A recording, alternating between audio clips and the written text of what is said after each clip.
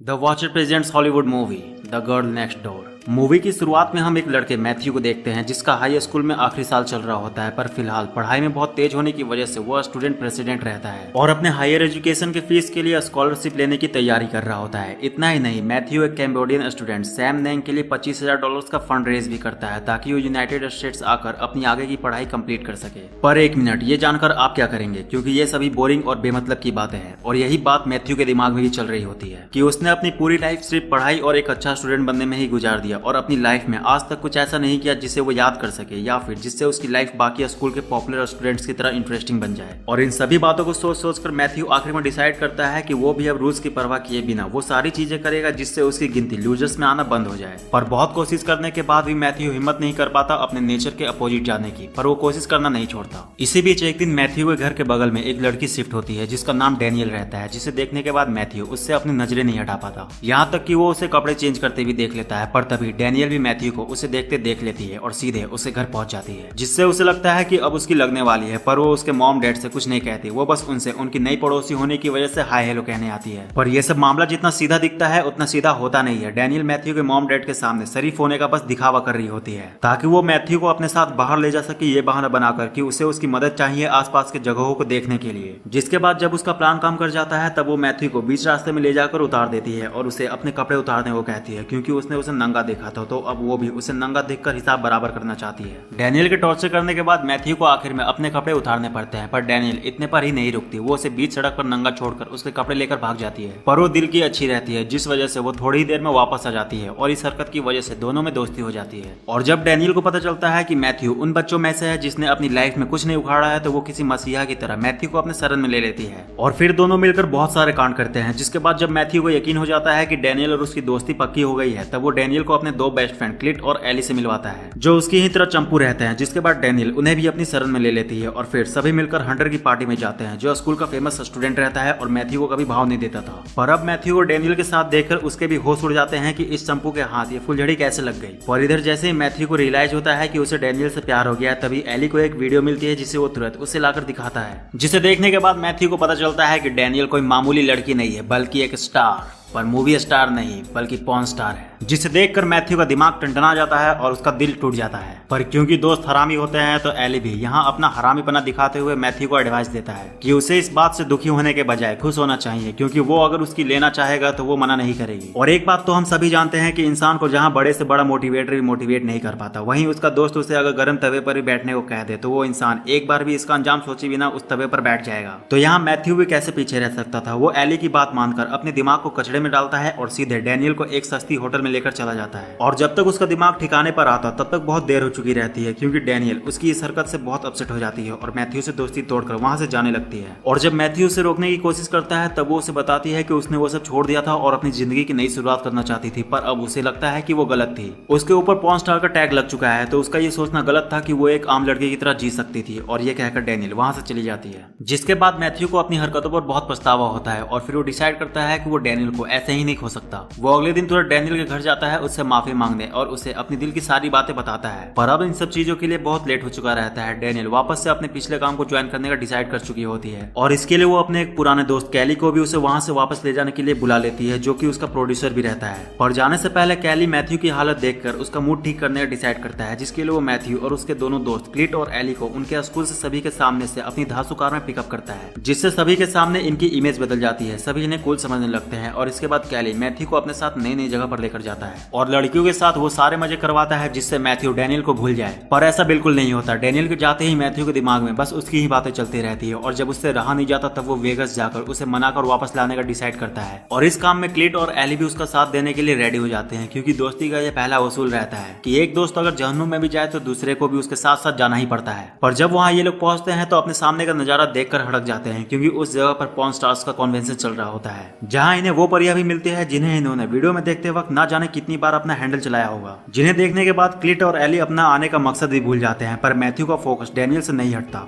वो सीधे डैनियल के पास जाता है और उसे खुद को माफ करने को कहता है और उसे दिल से समझाता है कि वो इस जगह के लिए नहीं बनी है और वो अभी भी अपनी जिंदगी की नई शुरुआत कर सकती है। मैथ्यू की बात सुनकर डैनियल जैसे ही इमोशनल होने लगती है, तभी कैली मैथ्यू को डैनियल से दूर लेकर जाता है और अकेले में उससे कहता है कि अब वो उसके गले की हड्डी बन रहा है। कैली का अचानक बिहेवियर चेंज देखकर मैथ्यू उससे कहता है कि वो उससे ऐसे क्यों बात कर रहा है, वो दोनों तो तो दोस्त हैं। तो कैली मैथ्यू से कहता है कि वो कोई उसका दोस्त वोस्त नहीं है, उसने बस उसका साथ इसीलिए दिया था ताकि वो डैनियल को भूल जाए, क्योंकि डैनियल अगर उसके फिल्मों में काम नहीं करेगी तो उसे बहुत बड़ा लॉस हो जाएगा। और ये कहकर वो मैथ्यू को धमकाता है कि वो डैनियल से दूर रहे वरना उसके लिए अच्छा नहीं होगा। वहीं तब तक दूसरी तरफ क्लिट और एली मोह माया में बहकर एक पॉर्न स्टार के साथ कांड कर देते हैं, जिस वजह से उन्हें तुरंत वहां से भागना पड़ता है। पर इधर मैथ्यू की कही हुई बातें डैनियल के दिल पर लगती है। जिसके बाद जब अगले दिन मैथ्यू उदास होकर अपने कमरे में बैठा होता है तब डैनियल अचानक उसके पास पहुंच जाती है और दोनों वापस से अपनी रिलेशनशिप फिर से शुरू करने का डिसाइड करते हैं। लेकिन इन सबसे कैली बहुत भड़क जाता है और गुस्से में आकर मैथ्यू को बीच स्कूल से उठा लेता है और अपने साथ एक सुनसान जगह पर लेकर आ जाता है और उसे मारने लगता है। पर मैथ्यू जैसे ही जख्मी होता है कैली शांत हो जाता है और उसे दर्द की दवा देता है और उससे कहता है कि वो उसके साथ ऐसा करना नहीं चाहता था, वो बस उसकी हरकतों से नाराज है क्योंकि डैनियल के चले जाने से उसे $30,000 का नुकसान हुआ है। कैली की बात सुनकर मैथ्यू उसे मारने के लिए माफ कर देता है और उससे रिक्वेस्ट करता है कि वो उसे जल्दी घर छोड़ दे क्योंकि आज उसका बहुत इंपॉर्टेंट दिन है। उसे उसके खुद का स्कॉलरशिप के लिए स्पीच देने जाना है। अगर वो अपनी स्पीच से ये साबित नहीं कर पाएगा कि वो वहां मौजूद बाकी स्टूडेंट में से उस स्कॉलरशिप के लिए सबसे ज्यादा डिजर्विंग क्यों है,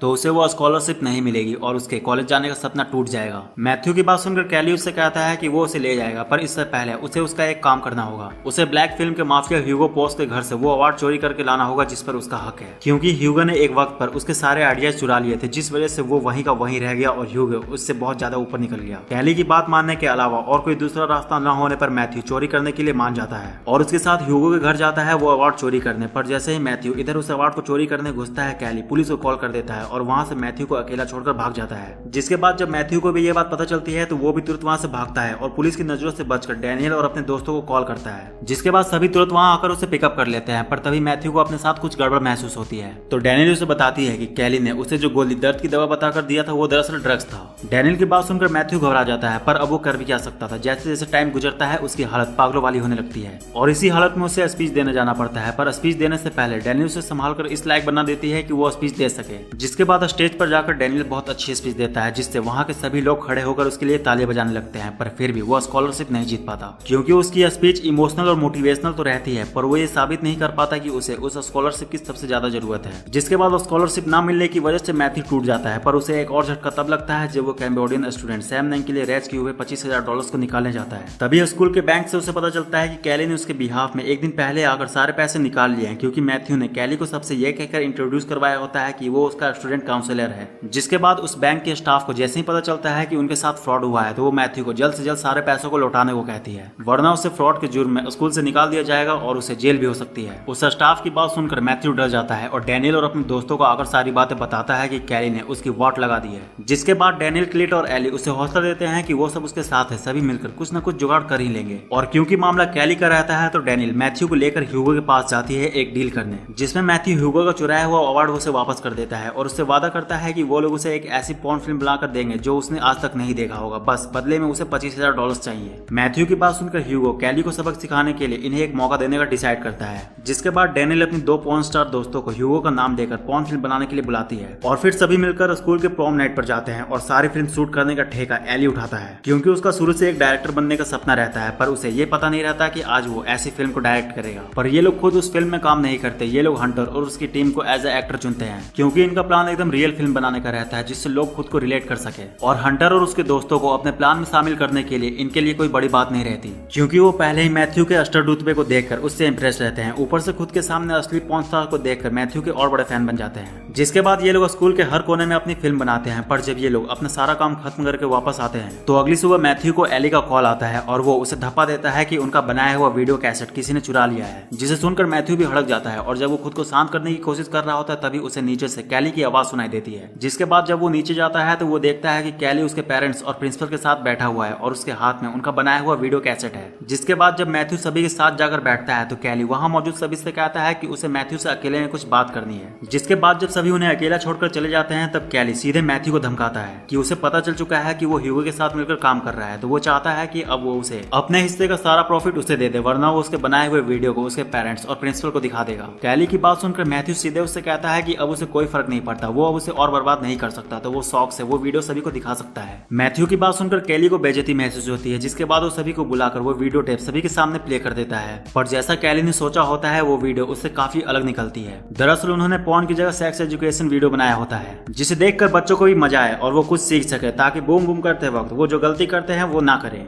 जिसके बाद ये वीडियो देखने के बाद मैथ्यू को डांट पड़ने की बजाय सभी से शाबाशी मिलती है और और कुछ ही दिनों में देखते देखते वो वीडियो हर स्कूल और हर स्टूडेंट्स की फेवरेट बन जाती है और जितना इन्होंने सोचा नहीं होता इस वीडियो से उन्हें उतना फायदा होता है और इतनी सक्सेस के बाद ह्यूगो मैथ्यू को अपना सीक्रेट पार्टनर बना लेता है, जिस वजह से मैथ्यू की इतनी औकात हो जाती है कि अब वो बिना स्कॉलरशिप के भी कॉलेज जा सकता था। और आखिर में हम देखते हैं कि अब मैथ्यू के मन से ये सवाल फाइनली खत्म हो जाती है कि उसने अपनी लाइफ में क्या किया है और मूवी भी यहाँ खत्म हो जाती है। तो यार बस इस वीडियो में इतना ही। वीडियो कैसे लगी कमेंट करके जरूर बताना और इस तरह की और मूवीज के लिए चैनल को सब्सक्राइब करके बेल आइकन को प्रेस कर लो। तो मिलते हैं नेक्स्ट वीडियो में, तब तक के लिए बाय। और हाँ, जाते जाते इस वीडियो को लाइक जरूर करते जाना।